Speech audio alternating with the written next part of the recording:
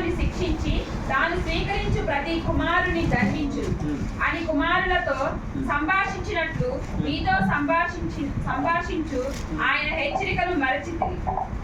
శిక్షాఫలము పొందుటకై మీరు సహించుచున్నారు. దేవుడు కుమారులుగా మిమ్మును చూచుచున్నాడు. తండ్రి శిక్షింపని కుమారుడెవడు? కుమారులైన వారందరూ శిక్షలో పాల్గొంటున్నారు. మీరు పొందని ఎడల, మీరు ఆ శిక్షను పొందని ఎడల మీరు దుర్బీజులు. ఓకే, చెప్తాను తర్వాత. మరియు శరీర సంబంధులైన తండ్రులు మనకు శిక్షకులై ఉండిరి, వారి యందు భయభక్తులు కలిగి ఉంటిమి.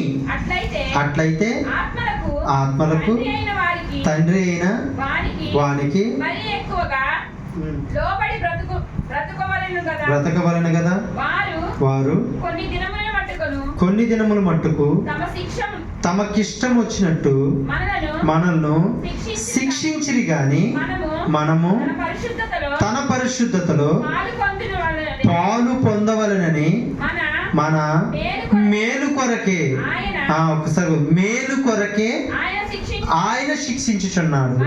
మరియు ప్రస్తుతమందు సమస్త శిక్షయు దుఃఖకరముగా కనబడునే గాని సంతోషముగా కనబడదు.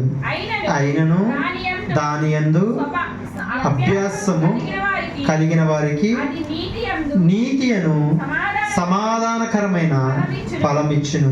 కాబట్టి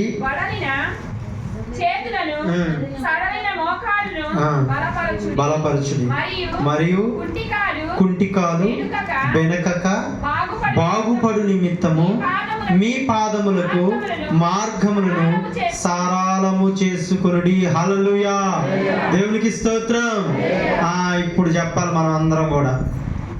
ఫస్ట్ కోణం ఏంటండి?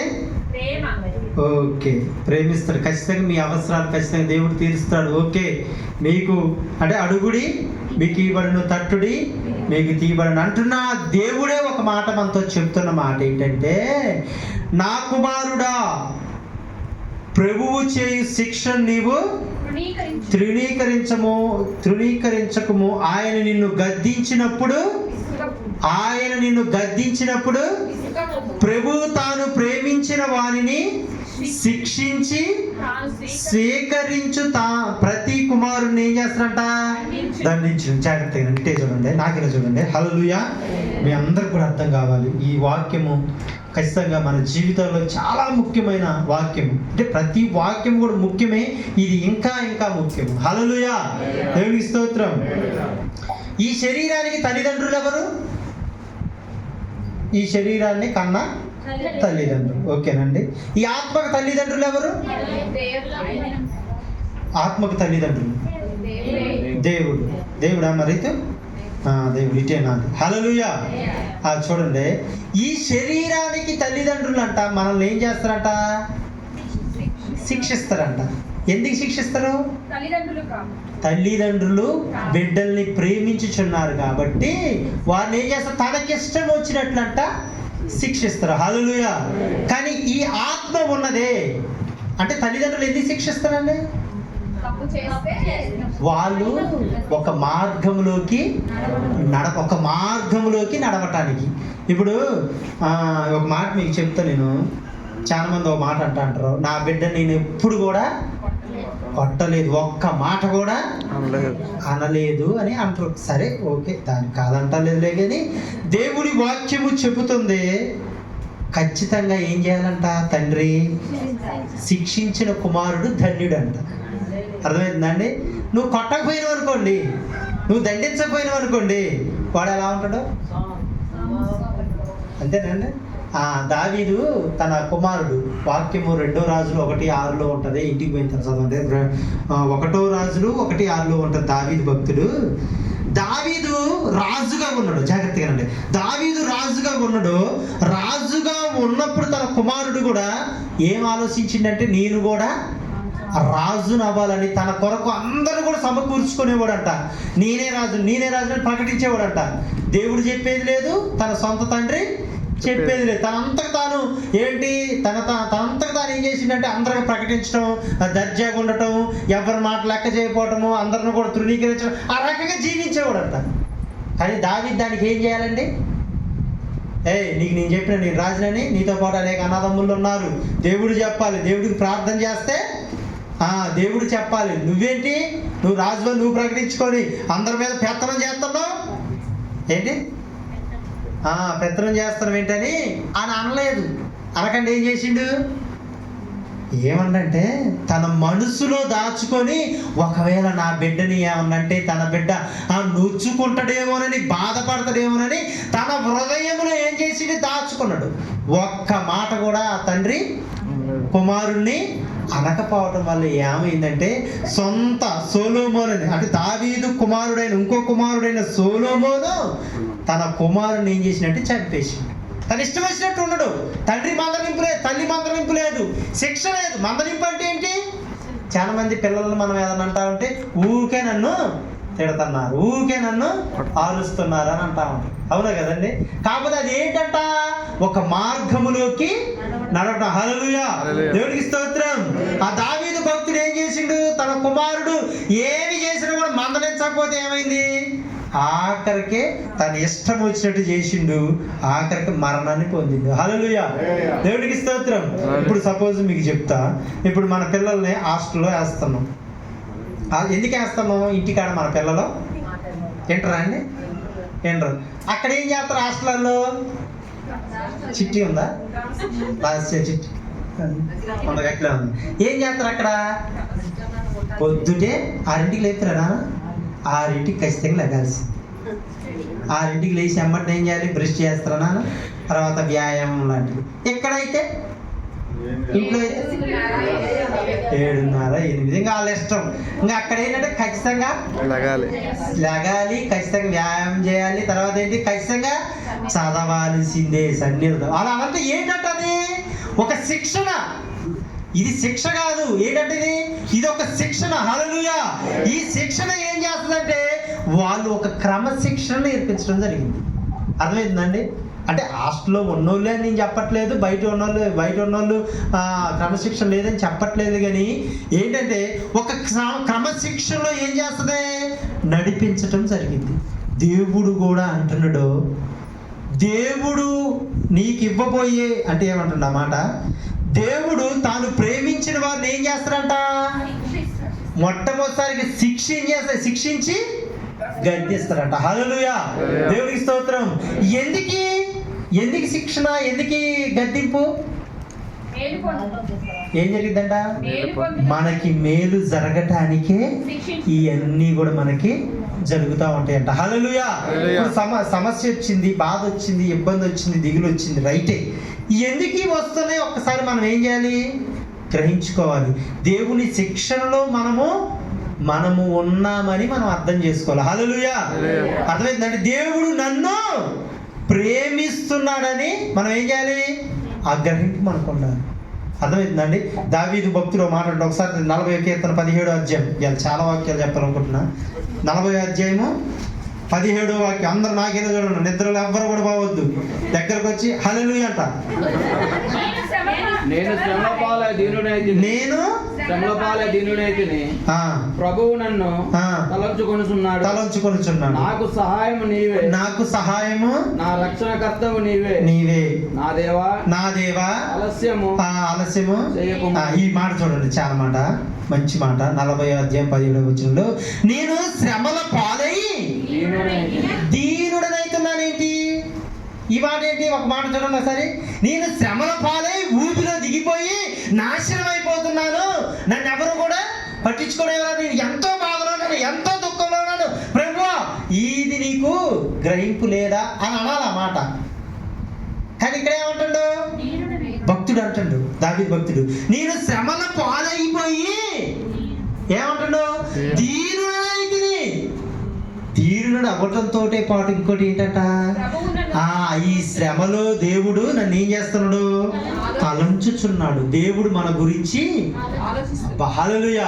ఒక్క మాట చూడండి, ఈ శ్రమలో మనం అనుకుంటాం కానీ శ్రమలో మనం ఒంటరిగానే ఉంటాం అనుకుంటాం. ఒకవేళ శ్రమ వచ్చిన వాళ్ళు, ఏదైనా ఇబ్బంది వచ్చిన వాళ్ళు, అనారోగ్య సమస్యలే కాదు, ఆర్థిక ఇబ్బందులే కాదు, అప్పుల బాధలే కాదు, ఇంకా ఏ ఇబ్బంది వచ్చినా కూడా మనం ఒంటరిగానే ఉంటాం అనుకుంటాం. కానీ దేవుడు ఏం చేస్తాడు? మన గురించి ఏం చేస్తాడంట? తలంచుచున్నాడు, మన గురించి ఆలోచిస్తున్నాడు. నా బిడ్డ బాధపడుతుంది, నా కుమారుడు బాధపడుతుంది, ఈ సమస్య కోసం గోజాడుతుందని ఒకవేళ నీ తల్లే నువ్వు కన్నీళ్లు విడుస్తా ఉంటే ఒకవేళ వెళ్ళిపోవచ్చు. నీ తల్లే, నీ తండ్రే, నీ బంధువులే ఏంటంటే నువ్వు కన్నీళ్లు విడుస్తా ఉంటే అని ఒకరు ఏమి చేయలేకో లేకపోతే ఏం కాదులేని ఒకరు వెళ్ళిపోవచ్చే. కానీ నీ దేవుడైన యేసుక్రీస్తు వారు అక్కడే ఉండి నిన్ను తలపోచుచున్నాడు, నిన్ను తలంచుకొనుచున్నాడు అంట. చప్పట్లు కొట్టరా? తగలలా మాట? తగలడం కాదు, అర్థం కాల మాట. అర్థమైందండి? దేవునికి స్తోత్రం చెప్పండి. హల్లెలూయా. ఇప్పుడు నీకు ఆ శ్రమ ఎందుకు వచ్చింది? శ్రమలు సమస్యలు దేవుడు తీసివేస్తాడు, కాదని నేను అంటాలా, సమస్యలు తీసివేస్తాడు, బాధలు తొలగిస్తాడు. ఓకే, ఒకవేళ శ్రమ ఒకవేళ దేవుని ద్వారా మనకు వచ్చిందంటే మనం ఏమవటానికంట? దీనులమై, చెప్పరేంటండి, దీనులముగా ఉండటానికి. అర్థమైందండి అన్నమాట. ఒక్కోసారి మనం పౌలు భక్తుడు మాట అంటుండు. పౌలు భక్తుడు తెలుసు కానీ పౌలు భక్తుడు ఆయన అపోస్తులు అని పౌలు గారు, ఆయన ఏంటంటే ఫస్ట్ క్రీస్తుని నమ్మల, యేసుక్రీస్తు వారే నిజమైన దేవుడని. నాకు చూడండి, అటు ఇటు చూడకండి, ఇటే చూడండి. ఒక అర్ధ గంట సేపు లేదు, ఒక 30 నిమిషాలు నాకేనే చూడండి. ఎందుకంటే అటు ఇటు తిరగటం వల్ల మీ మనసు అనేది మొత్తం కూడా ఏమైంది? డైవర్ట్ అయింది. దేవుడు మాట్లాడుతా అంటే మనం గ్రహించాలి. అపోస్తులు అనే పౌలు భక్తుడు ఆయన ఏంటంటే మొట్టమొదటిసారిగా దేవుడిని ఏం చేయాలా? నమ్మలా. ఏంటి కొత్త దేవుడు వచ్చిండేంటి, ఎక్కడ లేని దేవుడు వచ్చిండేంటి, ఇదేంటి వీళ్ళందరూ కూడా ఎగబడుకుంటూ వెళ్తున్నారు చర్చలకి, ఈ రకంగా ఉన్నారేంటి అదేంటి, చాలా ఆయన మనసు గాయపడి ఏంటి కొత్త దేవుడు వచ్చిందని నానా రకాలుగా మనసులో అనుకొని ఎవరైతే యేసుక్రీస్తు వారు నమ్ముకున్నారో వారిని ఏం చేసిండు? చెప్పరేటండి, హింస పెట్టిండు. హల్లెలూయా. మాట్లాడండి నాన్న, మాట్లాడాలి. హల్లెలూయా. మౌనం ఉండకండి, మాట్లాడండి. హల్లెలూయా. దేవునికి స్తోత్రం. మీరు మాట్లాడుతూ ఉంటేనే ఏమైంది? పరిశుద్ధాత్మ ఏం చేస్తాడు? నడిపిస్తా ఉంటాడు. ఇక్కడ నేనేదో రాసుకొని వచ్చి ఇక్కడ చెప్పేది కాదు. నాకు ఇది ఒకటి ఉంది, రాసుకొని వచ్చినా నాకు ఏమాత్రం కూడా రావు. ఇప్పుడు ఈ పిల్లగాళ్ళు ఇలా కదులుతున్నారు అనుకో, వచ్చింది మొత్తం కూడా ఏమైపోద్ది? మీరు కూడా అటు ఇటు చూశారనుకోండి. హల్లెలూయా. దేవుడికి స్తోత్రం. మీరు ఎంతగా మాట్లాడతారో, ఎంతగా ఉంటారో అంత పరిశుద్ధాత్మ దేవుడు ఏం చేస్తాడు? నడిపిస్తాడు. మీతో కూడా మాట్లాడతాడు. లేకపోతే ఒక్కోసారి అనిపిస్తాడు మాట్లాడతా ఉత్తి మనిషినే మాట్లాడినట్టు అనిపిస్తుంది. ఒక్కోసారి ఆగిపోయింది, కట్ అయిపోయిందని అర్థమైపోయి అమ్మటనే చిన్న వాక్యం దేవుడు దీవించి అదే మాట్లాడాలి. హల్లెలూయా. దేవునికి స్తోత్రం. పౌలు భక్తుడు ఏంటి? ఎవరు దేవుని నమ్ముకున్నా కూడా వాళ్ళు బయటికి తీసుకొచ్చి హింసించేవాడు, కొట్టేవాడు, చంపేవాడు బైబిల్లో లేదులే కానీ చాలా ఇబ్బంది పెట్టేవాడు. అర్థమవుతుందండి? హింసకుడును, అది హల్లెలూయా, రైట్. హింసకుడును దూషకుడుగా ఉండరు. అయితే ఈ యొక్క పౌరు భక్తుడిని దేవుడు ఏం చేసినట్టు దర్శించింది. దారిలో పోతా అంటే ఇది పలానా ప్రాంతంలో యేసుక్రీస్తు వారు నమ్ముకున్నారని తెలవంగానే గుర్రాలతో ఏం చేసిండు? కొంతమంది మార్బలంతో వాళ్ళని చంపడానికి, వాళ్ళని హింసించడానికి ఏం చేసిండు? వెళ్తా అంటే దారిలో ఏం చేశాడు? దేవుడు దర్శించి ఒక మాట అంటావు, సౌలా సౌలా. అప్పుడు పౌలుగా మానలా, సౌలా నీవేళ నన్ను హింసించితివి అని ఒక మాట మాట్లాడి దర్శించిండు. హల్లెలూయా.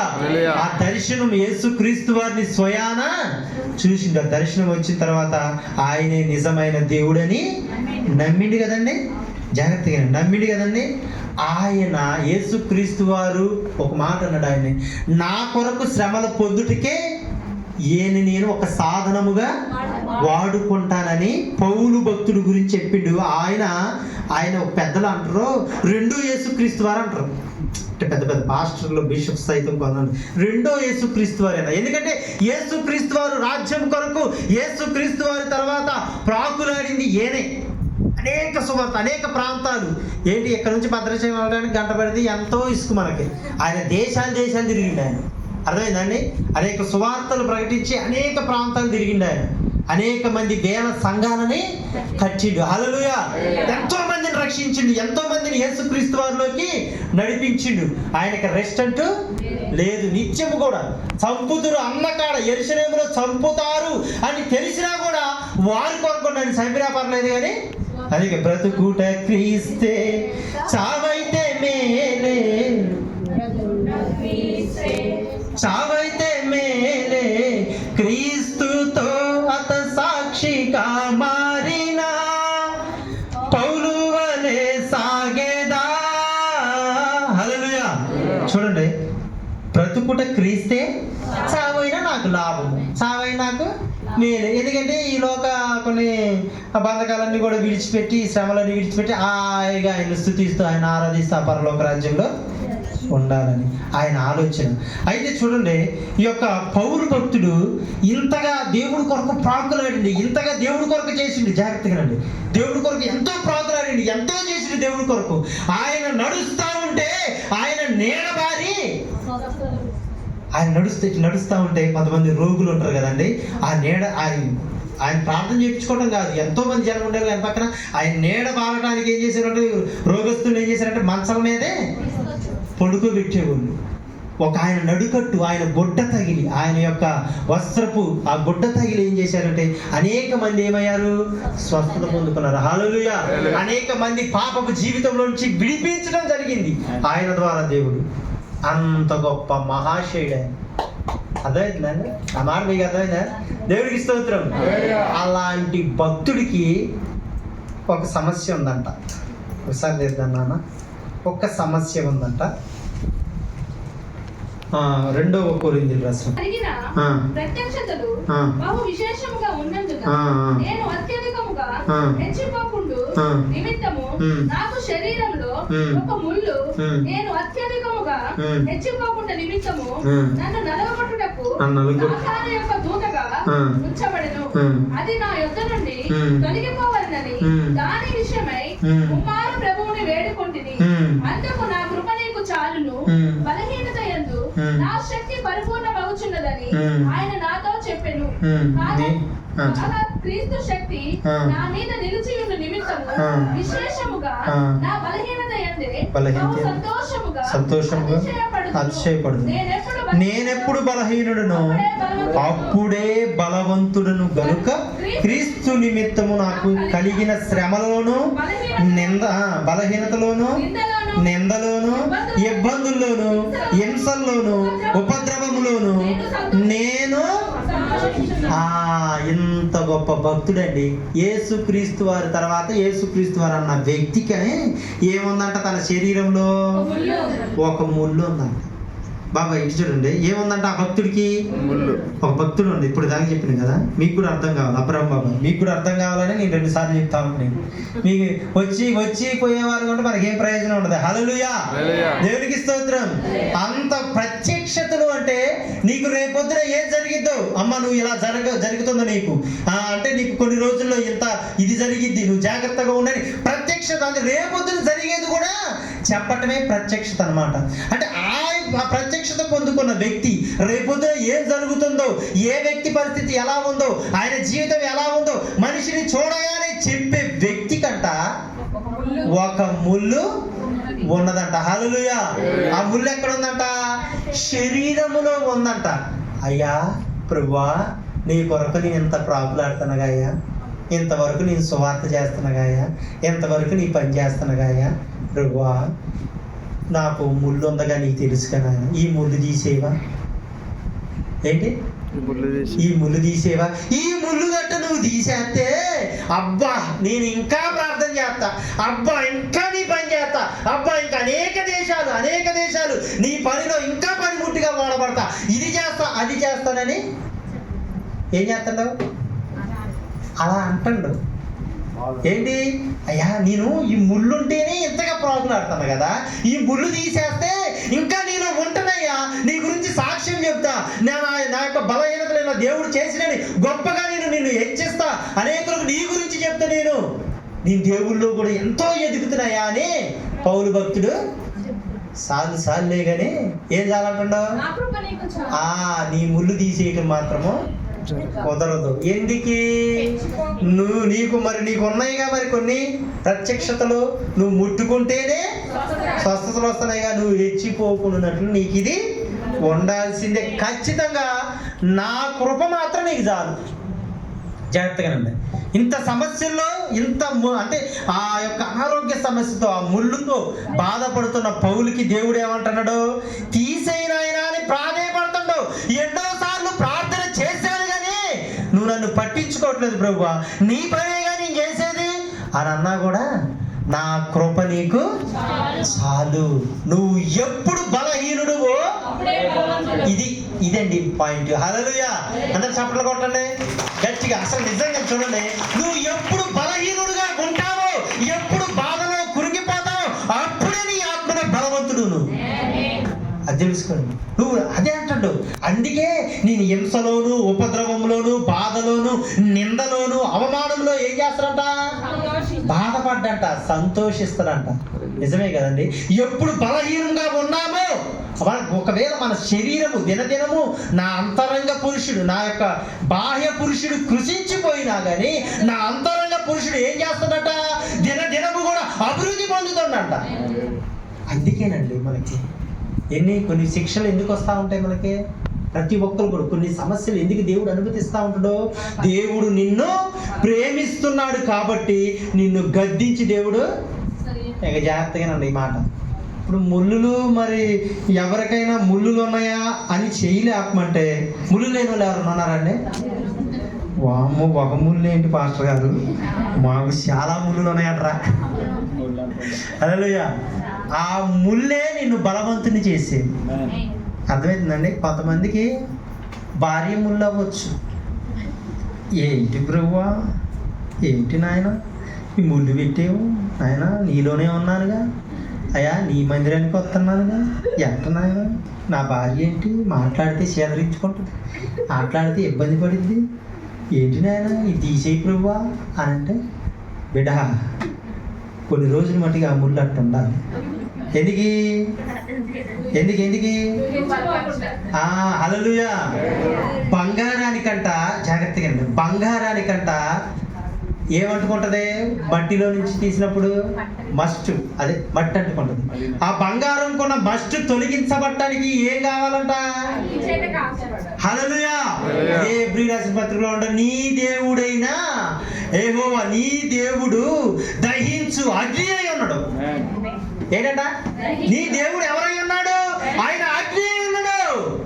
ఆయన నేనేం చేస్తాడు చెప్పరేంటండి? దహిస్తాడు. దహించినాడు. నువ్వు బంగారమే, నువ్వు దేవుడికి బంగారమే. మనం అంటాం నా బంగారమే. ఇటనా ఏమంటావు? పిల్లగాళ్ళు ఏమంటాం? నా బంగారమే, నా వజ్రమే అంటాం. దేవుడు కూడా అనుకుంటాడు, నువ్వే అంత ప్రేమిస్తే దేవుడు నిన్ను ఎంత ప్రేమివ్వాలి? నువ్వు బంగారాన్ని కాబట్టి నీకేమంటుకున్నదే? మస్ట్ అంటుకున్నది. ఆ మస్ట్ తొలగించబడాలంటే నువ్వు అగ్ని వద్దకు వచ్చావు. ఆ అగ్ని ఏం చేయబడింది? నిన్ను దహిస్తుంది. అగ్ని దహించిన ఎమ్మటిని ఏం చేస్తారు? మామూలుగా ఉంటుందా అండి? ఎమ్మటిని బంగారం. హల్లెలూయా. అగ్ని ఏం చేస్తుంది? మామూలుగా తనకున్న ఆ యొక్క మలినత్వాన్ని, ఆ యొక్క ప్రతిది కూడా ఏంటంటే ఆ మస్ట్, సింపుల్గా ఏం చెప్పాలంటే మస్ట్ అంటే ఆ యొక్క ప్రతి ఒక్క ఏమంటారు దాన్ని, బంగారానికి అంటుకునేదాన్ని మట్టే అనుకోండి. ఆ మొత్తంగా మలినత్వం అంతా కూడా తొలగించబడి శుద్ధ, చెప్పాలి, శుద్ధ సువర్ణముగా. ఇప్పుడు మరి ముళ్ళు ఉంటాం కరెక్టేనంటారా? కరెక్టేనంటారా? మనమేం ముళ్ళు తీయాలని ప్రార్థన చేస్తాం, అంతేనండి. కొంతమందికి భర్త ముళ్ళు అయ్యి ఉండొచ్చు. ప్రభువా నాయనా నా భర్త నాకు ముళ్ళు అయ్యి ఉన్నాడు, నాయన ముళ్ళయ్యా అయ్యా ఈ భర్త కొన్ని సమస్యతో బాధపడుతున్నాడు, నన్ను ఈ సమస్యను తొలగించాను, తీసేస్తున్నావు, ఎప్పటికైనా తీసేయడం నేను అంటావా? కానీ నీలో ఉన్న మస్ట్ పోవాలి, నీలో నువ్వు శుద్ధ సువర్ణము. దేవుడి ఉద్దేశం అది. శరీరానికి తండ్రి అయినా తల్లిదండ్రులే మనల్ని శిక్షిస్తున్నప్పుడు ఆత్మక తండ్రి అయిన దేవుడు ఎలా శిక్షిస్తాడు మనల్ని? దేనికి శిక్షించాడు దేవుడు? మనం నాశనం అవటానికా, మనం ఊబిలో పడిపోవటానికా, మన సమస్యల్లో ఇరుక్కోవటానికా, మనం చూసి నవ్వుకోవటానికా? లేదు. హల్లెలూయా, దేవునికి స్తోత్రం. మనల్ని ఒక శుద్ధ సువర్ణంగా మార్చబడటానికి. కొంతమంది ఇంకా మా ముళ్ళు అంటే ఇంకేముంటాయి మీరే చెప్పుకోండి. ఇంకా కుటుంబంలో ఎవరైనా జాగ్రత్తగా, కుటుంబంలో ఎవరైనా ముళ్ళు అయి ఉండొచ్చు. మనం చేస్తున్న మన పనే ఒక ముళ్ళు అయింది. ఏంటి ప్రభువా నువ్వు ప్రార్థన చేయకు, ఏం చేస్తావు? ఏం చేస్తారేంటండి? చెప్పరేంటండి? బాబాయ్ చెప్పరా? ముళ్ళు ఉంటుంది, అర్థమైంది నా మాట. ఆ ముళ్ళు ప్రతి ఒక్కరు కూడా ముళ్ళు ఉంది. ఆ ముళ్ళు తొలగించబడాలని రైటే, ప్రార్థన చేయటం కరెక్టలే, కానీ ఆ ముళ్ళు ఎందుకు వచ్చిందో ఒక్కసారి మనము ఆలోచించాలి. హల్లెలూయా, దేవునికి స్తోత్రం. అందుకే దేవుడు అంటాడు, నేను ఎప్పుడు బలహీనుడును అప్పుడే బలవంతుడును. హల్లెలూయా.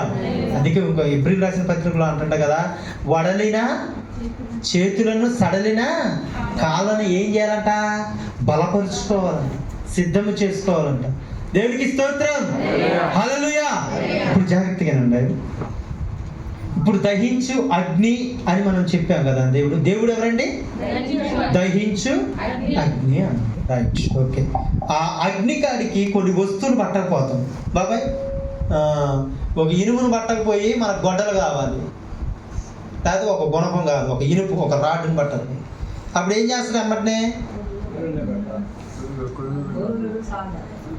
ఆ యొక్క ఇనుముని తీసుకెళ్ళి, ఇనుము ఇది దేనికి పని చేస్తుంది? చెట్లని నరకటానికి పని చేస్తుందని అమ్మటనే ఆ ఇనుమును నరికితే నరకబడిద్దా? కానీ అది ఒక వస్తువుగా, ఒక ఆయుధంగా మార్చబడటానికి ఏం చేయాలి? ఖచ్చితంగా అగ్నిలో నేను ఎట్టే ఉంటా, నేనే అని అంటే ఏమాత్రం కూడా పని చెయ్యం మనం. అర్థమవుతుందండి? పని చెయ్యం, ఇక దేని కూడా పనికిరాం. హల్లెలూయా. నేను ఎట్టే ఉంటా, నేను ఎలాగే ఉంటా, నేను ఏ శిక్ష కూడా నేను నాకు అవసరం లేదు అని మనం అనుకున్నాం అనుకోండి. కొంతమంది ఏం చేస్తారు? ఈ కొన్ని చిన్న చిన్న శ్రమలకి ఏం చేస్తారంటే దేవుణ్ణే తొలగిపోయింది. ఇందాకే మా అక్క కూడా చెప్పింది, ఎవరోనంట ఏదో ఒక చిన్న సమస్య వచ్చిందని దేవుడి నుంచి తొలగిపోతేనంట ఆమెకి ఇంకా శ్రమలు ఎక్కువైపోయిందంట. మరలా ఎవరు గుర్తు రావాలి? నీకు ఒకవేళ సమస్య వస్తే ఏంటంట, నువ్వు ఒక ఆయుధముగా మార్చబడటానికే. అంటే ఆ యొక్క కొలిమిలో ఆ యొక్క ఇనుము ఆ యొక్క అగ్నిలో వేసినప్పుడు ఏం చేస్తుంది? ఆ ఇనుము ఎర్రగా మార్చబడింది, అంటే కాల్చబడిన ఎమ్మటినే ఆయుధంగా తయారైపోయిందా? ఎమ్మటిని ఏం చేస్తాడు? చూసారా మీరు? కొలిమిలో ఏదైనా పెట్టినప్పుడు ఆ ఎమ్మటిని ఏం చేస్తాడు? ఆ యొక్క కంసాలి ఎమ్మటిని పెట్టినప్పుడు కొట్టు అంతమంది మేము గుణపాలు గ్రాములకు పోయేటప్పుడు, గుణపాలు వెళ్ళేటప్పుడు ఇటు ఒక దెబ్బ, ఇటు ఒక దెబ్బ, అటొక దెబ్బ. అప్పుడు ఏమైంది? అప్పుడు ఆ ఇనుము ఏమైంది? వంగబడి మెత్తగా ఒక ఆయుధంగా తయారైంది. వద్దు నువ్వు కొట్టొద్దు అని అన్నాం అనుకోండి, ఈ కొట్టే వాళ్ళు మనుషులు కూడా అవ్వచ్చు ఒక్కోసారి. అర్థమైంది అన్నమాట. చెప్పినగా ఆ ఇనుము పెట్టినప్పుడు ఈటోకల్లో దేని పెట్టండి? అదేమంటారు? శుక్తి కంటే ఎక్కువ సమ్మెట్ అనాలి. అది ఎంతలా ఉంటుంది, అది కొడతా అంటే అదే దానికి ప్రాణం గట్ట ఉందనుకోండి, ఆ ఇనుముకే గట్ట ప్రాణం ఉందనుకోండి, ఏమంటారండి? వామ్మో నేను ఏంటి ఆయుధంగా మార్చబడకపోయినా పర్వాలేదులే కానీ ఆయన నన్ను వదిలేయండి అంటారు. హల్లెలూయా. కానీ వదులుతురా? ఏం చేస్తారు? ఆయుధంగా మార్చబడటానికి అటో మనిషి ఇటో మనిషి ఏం చేస్తారు? కొడతనే ఉంటారు. దేవుడు కూడా తెలియపరుస్తాం దేవుడి మాట. మన దేవుడు దహించు అగ్ని అయి ఉన్నాడు కాబట్టి దేని విషయంలో కూడా మనం ఏం చేయకూడదు? దిగులు పడకూడదు, చింతపడకూడదు. నీవు సమస్యల్లో, పౌరు భక్తుడు అదే అంటాడు, సమస్యల్లో కూడా సంతోషించడం ఏంటండి? అర్థమవుతుందండి? మొన్న చెప్పింది కదా వాక్యము, ఋతమ్మోలింటి కాడ యోబు ఉన్నాడు. యోబు దేవుని యందు భయభక్తులు కలిగి యథార్థవంతులుగా ఉండి అన్ని రకాలుగా అంటే జీవితం కొనసాగిస్తుండగా కూడా ఆయనకు సమస్య వచ్చింది, బాధ వచ్చింది, చింత వచ్చింది. ఎవ్వరికీ లేని బాధ ఆయనకు వచ్చింది. అయినా కూడా ఆయన ఏం చేసిండు? దేవుణ్ణే స్తుతిస్తూ, దేవుణ్ణే ఆరాధిస్తూ ఒక్క మాట కూడా దేవుణ్ణి మాత్రం కూడా అనలేదు. ఏంటి, మొట్టమొదటి అధ్యాయం కాడ నుంచి 42 అధ్యాయాల దాకా కూడా ఏంటి, ఒక్క మాట కూడా ఆయన ఏమాత్రం దేవుణ్ణి దూషించలేదు. హల్లెలూయా, దేవుడికి స్తోత్రం. అలా ఉండటం వల్ల, ఆ శిక్షణ భరించడం వల్ల ఏమైంది, రెండంతల మేలు పొందుకోవటమే కాదు కానీ, ఒక మాట జాగ్రత్తగా ఉండే, దేవుడు నువ్వు అడుగుతూ దేవుడిని మోకరించగలదు, ప్రభువా నన్ను దీవించి, అయా ప్రభువా నన్ను దీవించి, నన్ను ఆశీర్వదించి, సమస్యలను తొలగించిన నువ్వు అడుగుతూ రైటే, కానీ అది ఒకటే, అది కాదు దేవునికి కావాల్సింది. నువ్వు ఆశీర్వదించబడటం కాదులే కానీ నీవే అనేకులకు ఆశీర్వాదకరంగా, ఇది దేవుని ఉద్దేశం. అర్థమైందండి? అనేకులకు ఆశీర్వాదకరంగా మార్చబడాలి అంటే నువ్వు ఖచ్చితంగా నీకు సమ్మెట దెబ్బలు. దేవుడు వాక్యం కూడా చెప్తుండగా, గోధుమ గింజ ఏమైందంట రోట్లో ఉన్నప్పుడు, గోధుమ గింజ ఏందండి అప్పుడు, ఇప్పుడంటే బియ్యం కదండి, అప్పుడు గోధుమలు ఉండేవి. ఆ గోధుమ గింజలు ఏమయ్యాయంట, రోట్లో వేసి రోకల పోట్లకి కొన్ని ఏం చేస్తా ఉంటాయి, గింజలు ఎగిరి పడతా ఉంటాయి తట్టుకోలేక. అర్థమైందండి?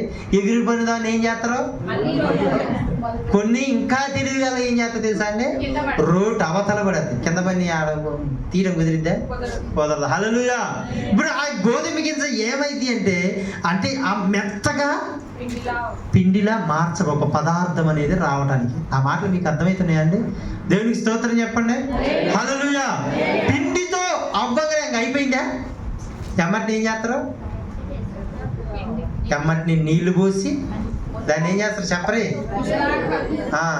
మీకు ఏంటండి ముద్దలాగా చెప్పరే, నన్ను మీరు చేయట్లేదేంటి, హల్లెలూయా, ఇటు చేస్తున్నారేంటి, దేవునికి స్తోత్రం చెప్పండి. హల్లెలూయా. ఇటు చెప్తున్నారు, ఇటు బలకపోతే కొద్ది డౌట్ వచ్చింది. ఏంటండి, నీళ్లు పోసి ఎమ్మటిని ఏం చేశారు, అంతే పిచ్చకట్టం. చూసారంటే దాన్ని ఏంటి మెత్తగా అంటే ఒక ఆకారానికి రాదు, పిచ్చకుండా అంటే మామూలుగా ఇట్లా నలపకుండా ఎమ్మటిని అది మంచిగా వస్తుందా అండి, రాదు. దాన్ని ఏం చేయాలి, కొట్టాలి, గుద్దుతురు. ఇప్పుడు వాటర్కి వెళ్ళారా, గుద్దుతురు, కొడతారు, ఇట్టా అంటారు. అప్పుడు ఏం చేస్తుంది, మెత్తగా అయిపోయినప్పుడు మరలా అయిపోయిందిలే అమ్మాయ్యా అనుకోవడానికి లేదు. ఏం చేద్దాం చెప్పరే, కొస్ట్ కింద అది ఉంటది, రుద్దేదాన్ని ఏమంటారండి, చపాతీ కట్టనా. అప్పుడు అమ్మో అమ్మాయ, ఇప్పుడు నేను ఒక అంటే ఒక ఆకారానికి వచ్చే అమ్మాయి అయిపోయింది అనుకోవటం అనుకుందా, చల్లగా ఉంటుందా, పేదమేమన్నా చల్లగా ఉంటుందా, చల్లగా ఉంటుందా, ఎలా ఉంటది, వేడి పెనం మీద వేసి చక్కగా కాల్చేస్తే అప్పుడు ఒక ఆకారానికి వచ్చి మనుషులకి ఏం చేస్తుంది, ఆ పదార్థము ఉపయోగపడింది. ఇది దేవుడు చేయాలనుకుంది. నీకు వచ్చే శిక్ష ఎలా ఉంటదంటే, నువ్వు ఆశీర్వదించబడటం కాదు, నువ్వే అనేకులకు ఉపయోగకరంగా మార్చబడటానికి దేవుడు చేస్తాడు. చప్పట్లు కొట్టరా. ఈ శిక్షణ అంట మనం ఏం చేయకూడదంట, తృణీకరించవద్దంట. నిజమేనండి. ఇప్పుడు ఎవరికైనా సరే కష్టాల్లో ఉన్నోడికి తెలుస్తుంది బాధ. ఇప్పుడు నేను నుంచొని ఉంటే నాకు తెలవదు కదా, నుంచొని మీకు చెప్తాను నేను, నాకెట తెలుస్తుంది, అనుభవిస్తే తెలుస్తుంది. హల్లెలూయా. ఆ కష్టాలు ఎలా ఉంటాయి తెలుసా అండి, అసలు ఎలా ఉంటాయంటే, బట్టలు పిండితే దీంట్లో ఒక చిన్న బట్టలు పిండితే ఎలా ఉంటుందండి, దాంట్లో ఉన్న చిన్న నీరు కూడా వస్తుంది. అలా ఉంటాయి కొంతమంది కష్టాలు, సమస్యలు, బాధలు. దేవుడు నమ్ముకున్నా కొంతమంది అన్యజనులు వచ్చి అడుగుతూ ఉంటారు, ఏంటమ్మా దేవుడు ఒక రాయి కూడా దేవుడు నమ్ముకున్న మాట్లాడితే మందిరానికి కాదు నీ పని మానేసుకొని మరి వెళ్తాను అని చాలా మంది ఏం చేస్తూ ఉంటారు అంటారు. కానీ వాళ్ళకేం తెలుసు, మనం ఎక్కడ ఉన్నామంట, మనం శిక్షణలో ఉన్నామంట. ఇప్పుడు ఎవరైతే మనల్ని అన్నారో వాళ్ళకే ఒకరోజు మనం సాయం చేస్తాం. బా నీ దేవుడు గొప్పోడమ్మా అని నీ ద్వారానే వాళ్ళు అనేటట్టు దేవుడు చేస్తాడు. అర్థమైందండి? దేవుడికి స్తోత్రం. హల్లెలూయా. అంటే చూడండి, నిన్ను అనేకులకు ఆశీర్వాదకరంగా మార్చడానికే దేవుడు ఏం చేస్తాడో, శిక్షిస్తున్నాడు. దేవుడు ఒక ముళ్ళుని మనకి పెట్టడం జరుగుతుంది. అర్థమైందండి అన్నమాట. దేవునికి స్తోత్రం, దేవునికి స్తోత్రం. ఇంకొక విషయం ఏంటి, మన దీనత్వము రావటానికి, మనలో ఉన్న మస్ట్ని ఏం చేస్తానికి, తొలగించటానికి. ఎందుకంటే మన ఆత్మ ముఖ్యం మనిషికి, దేవుడికి. మనిషికి ఏం ముఖ్యము? శరీరం ఉన్నంత వరకే. ఏ ప్రేమ అయినా కానీ శరీరం ఒక్కసారి ఆ మన్ను అనేది మట్టిలో కలిసిపోతే ఆ ప్రేమ మొత్తం కూడా పోద్ది. కానీ ఆత్మని ప్రేమించే దేవుడు నీకేం చేయాలనుకుంటున్నట్టే, ఆత్మను పరిశుద్ధపరచబడాలని ఆయన కోరుకుంటున్నాడు. అర్థమవుతుందండి. ఇప్పుడు హాస్టల్లో ఉన్న పిల్లగాలు మంచి శిక్షణలో ఉంటారు. బయట ఉన్న వాళ్ళనుకో వాళ్ళని ఇష్టం వచ్చినట్టు ఉండొచ్చు. హల్లెలూయా, దేవునికి స్తోత్రం. అయితే ఏంటంటే ఇదేం జరుగుతుందంటే, తన ఇష్టం వచ్చినట్టు ఉండటం వల్ల, తన ప్రవర్తన ప్రకారం తను నడుచుకోవటం వల్ల, తన ఇష్టమే నెరవేర్చుకోవటం వల్ల ఆదివారం మందిరం అన్నా వెళ్దాంలే అనేటట్టు, దేవుడి ప్రార్థన అన్నా వెళ్దాం, దేవుణ్ణి స్తుతించడం అన్నా, ఆరాధించడం అన్నా వెళ్దామండి, దేవుళ్ళు నడవాలన్నా చూద్దామండి. ఇంకా ఆయన ఆత్మ ఎలా వర్ధిల్లింది? ఆత్మ వర్ధిల్లవాలి. ఆ యొక్క ఆత్మ అనేది వర్ధిల్లాలి అంటే, ఆ యొక్క ఆత్మ అనేది ఆ పరలోకం చేర్చబడాలంటే, ఆ మస్ట్ అనేది తొలగించబడాలంటే ముఖ్యమైనది ఏంటంటే ఈ శిక్షా ఫలము. అంటే ఒక మాట అండి, ఏప్రిల్ రాసిన పత్రిక ఒక్కసారి దీన్ని అన్నది రైట్, మంచి మాట. దేవుడు కుమారుడుగా మిమ్మల్ని చూచుచున్నాడు. తండ్రి శిక్షింపని కుమారుడు ఎవడు?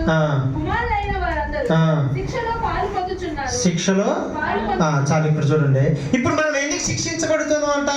శిక్ష ఫలము పొందటానికి. హల్లెలూయా. మామూలుగా ప్రేమ వచ్చేస్తుందా? అదొస్తుందండి, అది రాదుగా. చూడండి అందరూ మామూలుగా ప్రేమించండి అంటే ప్రేమిస్తారా? మామూలుగా సంతోషం ఈ లోకంలో ఉన్న ఆశని నిగ్రహం కలిగి ఉండటం సామాన్యంగా వచ్చేస్తుందా? కొంతమందికి వాక్యం చదువుకో, కొంతమంది రావచ్చేమో, కానీ నీలో ఎప్పుడు దీనత్వం ఉంటుందంటే, దీనుడై నలిగిన హృదయం ఎప్పుడు ఉంటుందంటే ఈ శిక్ష ఫలము. అంటే ఈ శిక్ష ద్వారా, ఈ శిక్ష అనే దానికన్నా ఏమనాలి దీన్ని? శిక్షణ. హల్లెలూయా, దేవునికి స్తోత్రం. ఇప్పుడు యుద్ధానికి సైనికుడు వెళ్ళాలి. ఆయన ట్రైనింగ్ ఎలా ఉంటుంది? చాలా కఠినంగా ఉంటుంది అంట. అర్థమైందండి. ఇప్పుడు ఇంకో మాట ఏంటంటే, ఇక్కడ తిమోతి రాసిన పత్రికలో ఉంటుంది. ఒకసారి తెలుద్దండి, నన్ను ఒకసారి తిమోతి రాసిన పత్రిక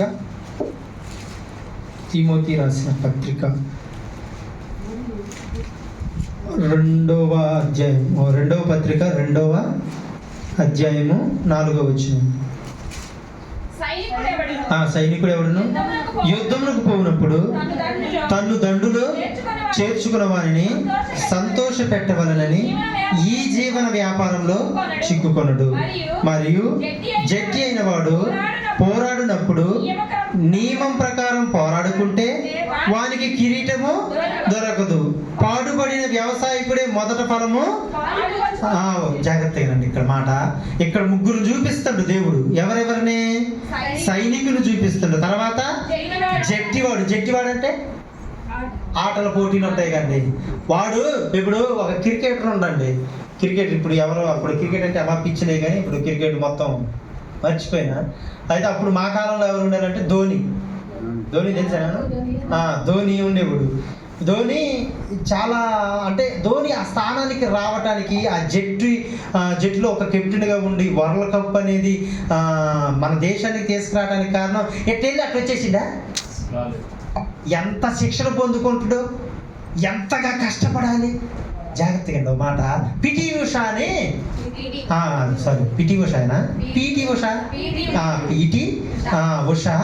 అయితే ఒకసారి ఇంటర్వ్యూలో ఏమందంటే, ఈ స్థానానికి రావడానికి మీకు కారణం ఏంటంటే, మా గురువు అంటే శిక్షకుడు, ఆయన ఏం చేసేవాడు అంటేనండి, ఉసికలో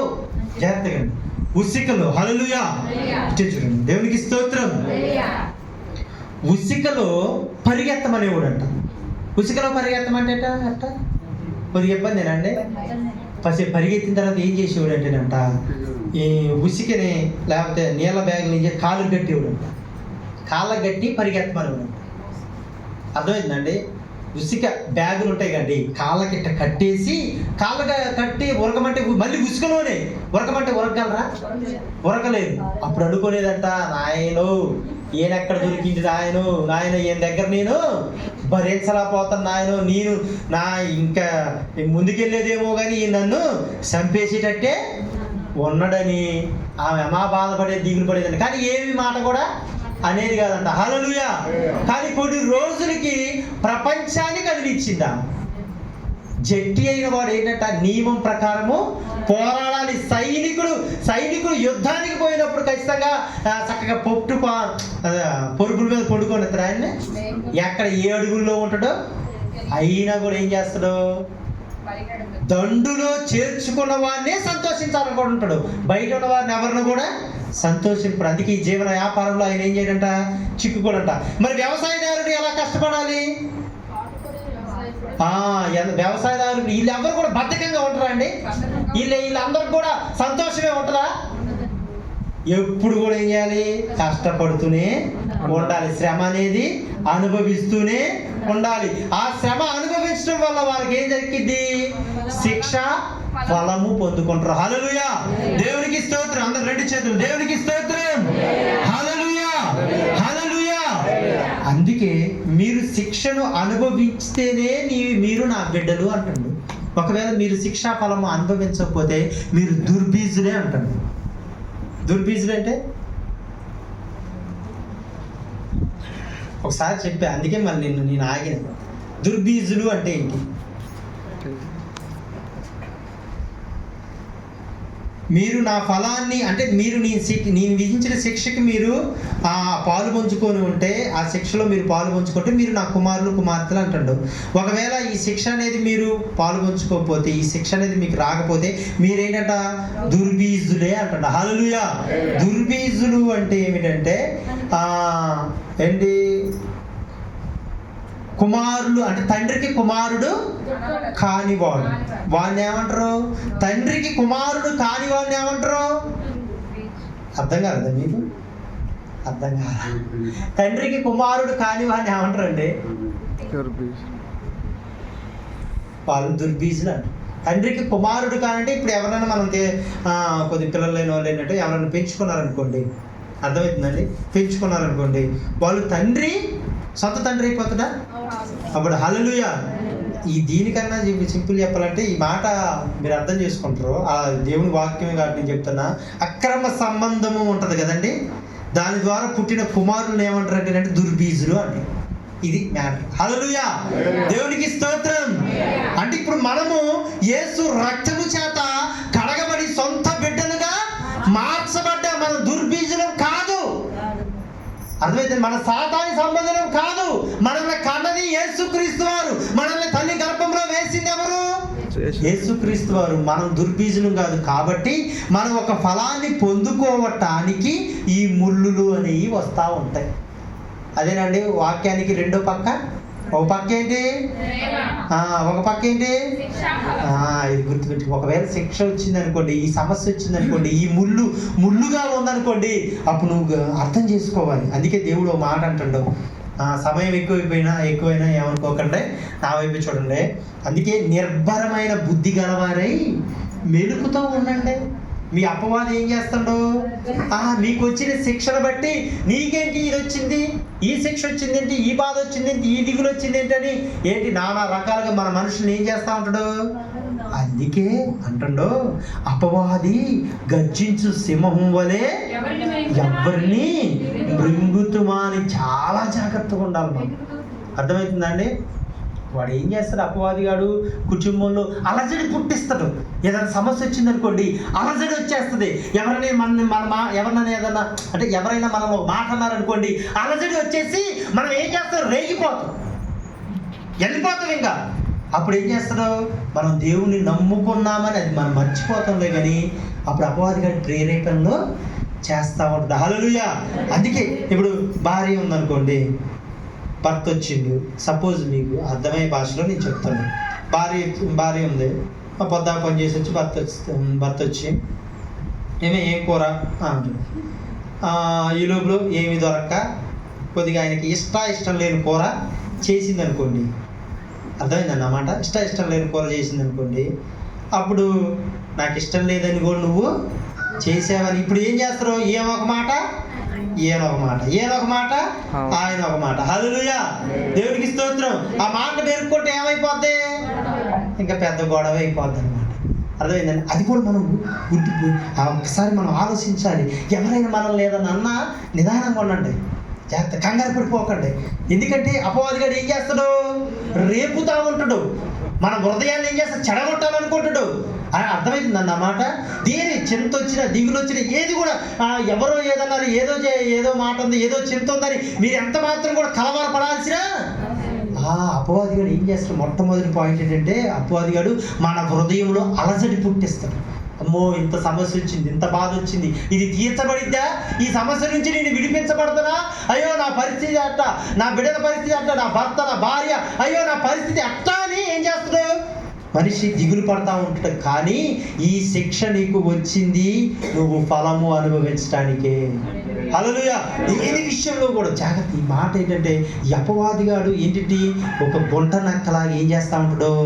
కాచుకో ఉంటాడు. అందుకే మనం ఏం చేయకూడదు? కంగారు పడకూడదు. ఎవరన్నా భార్య భర్తల గురించి చెప్తాను, ఏమనుకోకండి ఎట్టని, అది ఇతర వ్యక్తుల గురించి మీరు అనువదించుకుంటారు. ఎవరన్నా ఏదైనా భార్య ఒక మాట అన్నా కూడా ఎమ్మటే భర్త ఏం చేయాలి? తగ్గిపోవాలి. భర్త ఏదన్నా మాట అన్నా కూడా భార్య ఏం చేయాలి? ఎవరు మనం మంచిగా ఉన్నా కూడా ఎవరో ఒకరు రాయి చేశారనుకో, దాన్ని ఏం చేయాలి? మనము ఆలోచించాలి, జ్ఞానం ఉండాలి. ఆ జ్ఞాన బుద్ధి గలవారమే ఉండాలి. హల్లెలూయా. అది కంగారు పడటం వల్ల ఏమైందంటే, మనలో అపవాదిగాడు ఏం చేస్తాడు? చెప్పరేంటండి?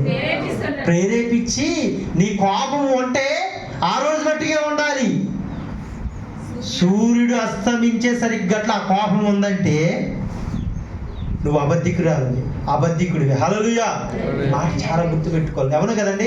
సూర్యుడు అస్తమించే వరకు కూడా అంటే ఆ కోపము, ఆ ద్వేషము, అసూయ ఉందంటే నువ్వేమంట? దుర్బీజులు అని అంటున్నా. అంటే నా బిడ్డలు కాదు అని అంటున్నా. హల్లెలూయా. అర్థమవుతుందండి. అందుకే ఏ విషయంలో కూడా మనం కలవరపడకూడదు.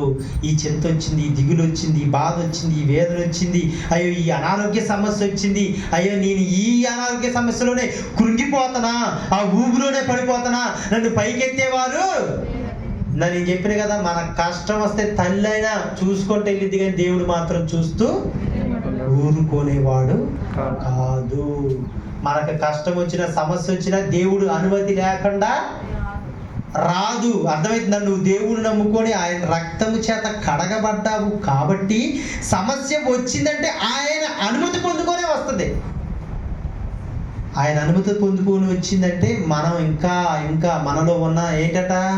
మస్టును తొలగించడానికి, మనం దీనులుగా మార్చబడటానికి, మనము అనేకులకు ఆశీర్వాదకరంగా ఏంటట? మార్చబడటానికి. హల్లెలూయా. దేవునికి స్తోత్రం.